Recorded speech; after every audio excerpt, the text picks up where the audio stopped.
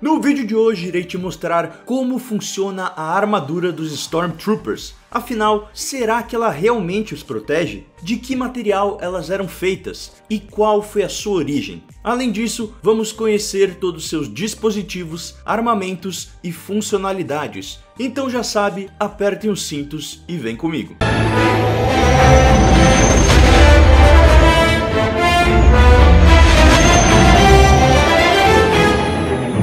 Hello there! Seja bem-vindo ao canal do Mando. Aqui falamos de notícias, teorias e curiosidades de filmes e séries de Star Wars. Se é a sua primeira vez aqui, então aproveita e se inscreve no canal para não perder os próximos vídeos. E siga a gente também nas redes sociais, @omandaloriano. Os Stormtroopers fizeram sua primeira aparição em 1977, no primeiro filme da franquia Uma Nova Esperança, instantaneamente sendo reconhecidos como os vilões do filme, seguidos pelo inconfundível Darth Vader. Apesar do que Obi-Wan tenha nos contado, afirmando que apenas Stormtroopers imperiais poderiam ter dado tiros tão certeiros, esses personagens ficaram famosos justamente pelo oposto. De qualquer maneira, seu visual está entre os elementos mais icônicos e reconhecíveis da cultura pop, e muito se deve à sua armadura. Esse traje começou a ser produzido pouco tempo depois da criação do Império, juntamente com a descontinuação dos Clone Troopers. Sendo assim, fazia sentido atualizar as armaduras, já que agora os soldados não seriam mais produzidos pelos Kaminoanos, mas sim voluntários e recrutas de toda a galáxia que seriam treinados para a batalha. A armadura foi desenvolvida e fabricada pelo Departamento Imperial de Pesquisa Militar. Ela era composta por 18 placas de plastoide, o mesmo material usado na armadura de Darth Vader. Essas placas eram individuais e sobrepostas ao longo de seu traje interno, cobrindo as partes mais vitais do corpo, mas deixando espaço nas articulações para melhorar a mobilidade. Apesar do que muitos pensam, essas placas eram muito eficazes na proteção dos Stormtroopers, já que elas conseguiam dispersar a energia contida nos disparos de blaster. Mas então por que nos filmes eles levam um tiro e morrem? Bom, a armadura de Stormtrooper consegue impedir que o tiro a atravesse, porém a força do impacto ainda é muito forte, podendo causar sangramentos internos, danificar órgãos e fraturar ossos, deixando o soldado incapacitado de continuar em combate. Além disso, alguns blasters mais potentes eram capazes de perfurar a armadura e por isso foram proibidos pelo Império. Mas mesmo assim, era muito comum que os rebeldes conseguissem interceptar carregamentos dessas armas e ao mesmo tempo roubarem blasters imperiais para usar contra os Stormtroopers. Quanto ao combate corpo a corpo, a armadura era extremamente resistente e oferecia grande vantagem a quem estivesse usando, a não ser que a luta fosse contra alguma espécie conhecida por sua força física fora do comum, como Wookiees e Lasats, ou até mesmo espécies menores, mas que conseguissem atingir os espaços entre as placas da armadura, como por exemplo os Ewoks. Por baixo das placas havia um traje preto, que era bem ajustado ao corpo e com luvas acopladas. Isso fazia com que o calor corporal do usuário fosse preservado e com a armadura montada poderia oferecer uma proteção temporária contra o vácuo do espaço. Além disso, ela era capaz de se ajustar à temperatura externa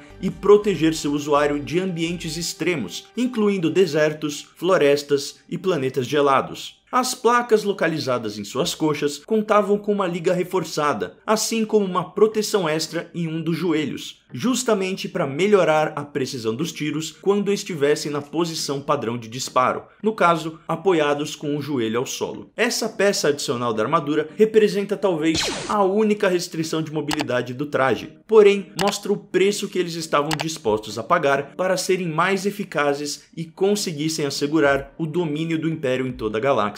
A grande maioria dos troopers pertenciam à espécie dos humanos, porém haviam casos de soldados de outras espécies, fazendo com que algumas armaduras fossem adaptadas para vestir esses usuários da melhor maneira. Seu icônico capacete contava com um comlink integrado, captador de áudio, duas mangueiras artificiais de suprimento de ar e uma antena de comunicação de banda larga alimentada por uma célula de energia. Com um sistema tão robusto, eles conseguiam falar com seus supervisores, seus companheiros de esquadrão ou qualquer soldado específico nas proximidades, tudo sem que o mundo exterior ouvisse o que estava acontecendo. Isso era um excelente recurso tático para o campo de batalha. Devido ao formato do capacete, esses soldados foram apelidados carinhosamente de Bucketheads, ou em português, cabeças de balde. Ele possuía sistemas de filtragem que extraíam a atmosfera respirável. Isso efetivamente tornou os Stormtroopers invulneráveis à maioria dos tipos de ataques químicos, além de permitir que navegassem por terrenos com pouco oxigênio ou áreas com alto grau de gases tóxicos. Seu visor era equipado com um processador visual que permitia ao usuário enxergar bem tanto no escuro quanto na claridade e também no meio da fumaça. Os campos de batalha são provavelmente mais mortais durante a noite, já que a falta de visibilidade pode significar literalmente a diferença entre a vida e a morte. Apesar disso, seu formato mais estreito acabava limitando o campo periférico e sua visão como um todo. Será que era por isso que eles eram tão ruins de mira?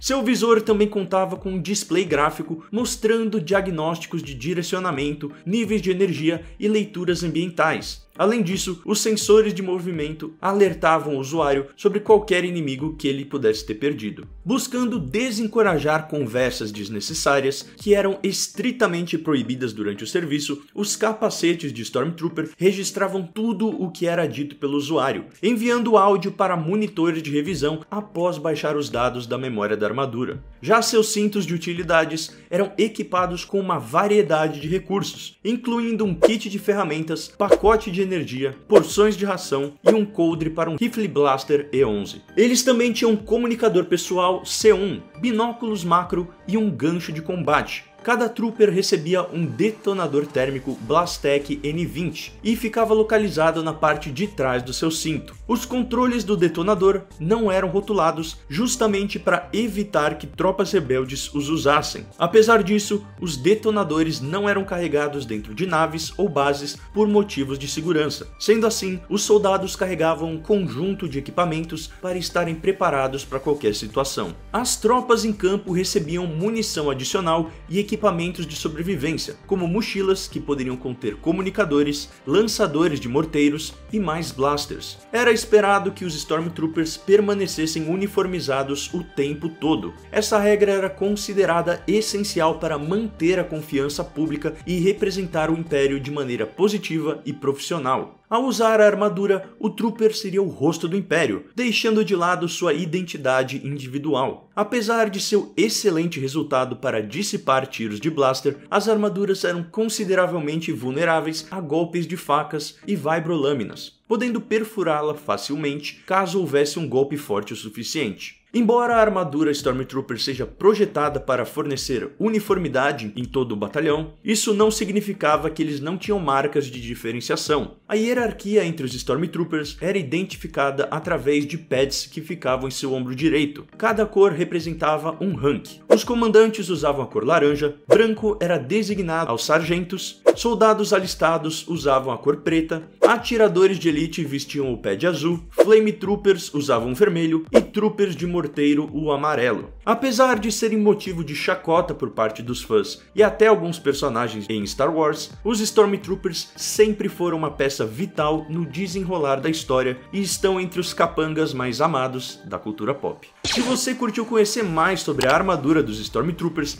deixa o seu like aqui no vídeo, e se você quiser ver mais curiosidades de Star Wars, então espera que vão aparecer algumas sugestões aqui na tela. Como sempre, muito obrigado e até a próxima. This is the way.